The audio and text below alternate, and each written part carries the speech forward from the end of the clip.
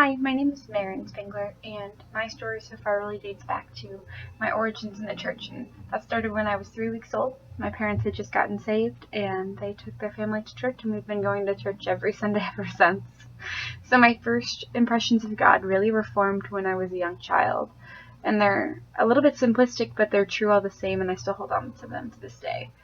Basically, the idea that God is my father, and in the sense of a heavenly father, but he's also loving and sacrificial hearted, just like my earthly father is.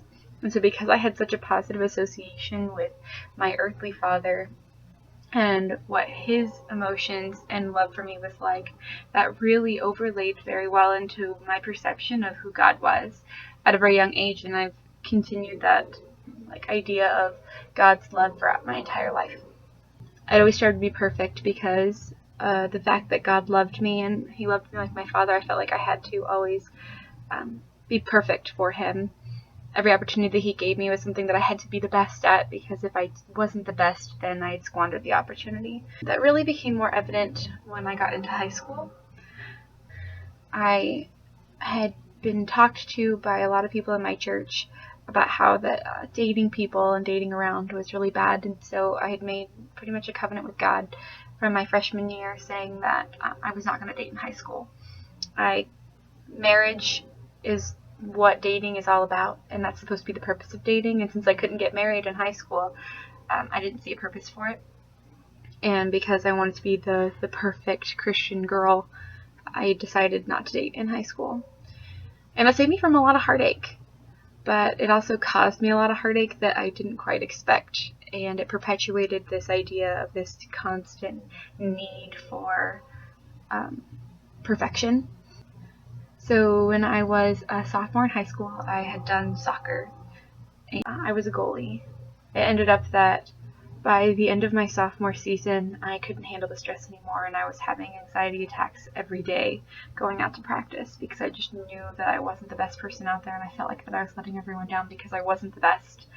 And so, unfortunately, I quit soccer because I literally couldn't function anymore, and that anxiety and depression really manifested itself into other portions of my life as well, which was terrible, and including into my dating life, that because I had this idea that I wanted to have a perfect, reputation as a Christian woman, that I not only did I not date, but every time that I had the desire to date, I would suppress that feeling in my heart and would almost punish myself for having the desire to have an intimate relationship with people and like to kiss and hug people, and that wasn't okay.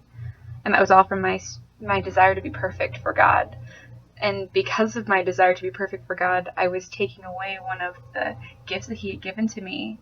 He intended us to be in intimate relationships with him and with other people, and I totally took that away from him. So fast forwarding to this year with my recent encounters with God, that really comes down to the fact that I started dating the day that I graduated high school. And there was a boy who came into my life, and he's absolutely amazing. And I originally told him no because I was so afraid of dating, that would make me a bad Christian girl and that it would make me impure. And then I started realizing that as I started letting go and started trusting him, that I actually started letting go and trusting God more, which is really funny that having a relationship with a man would be something that would form my relationship with God, but it totally did. Just the idea that I don't have to strive to be perfect because God's love, because he is my father, is something that I can never take away, and it's not action based. So that's really what I've learned so far, is the idea that God's love is never changing and that I can't do anything to change it. So I don't have to be perfect because God doesn't expect me to be perfect.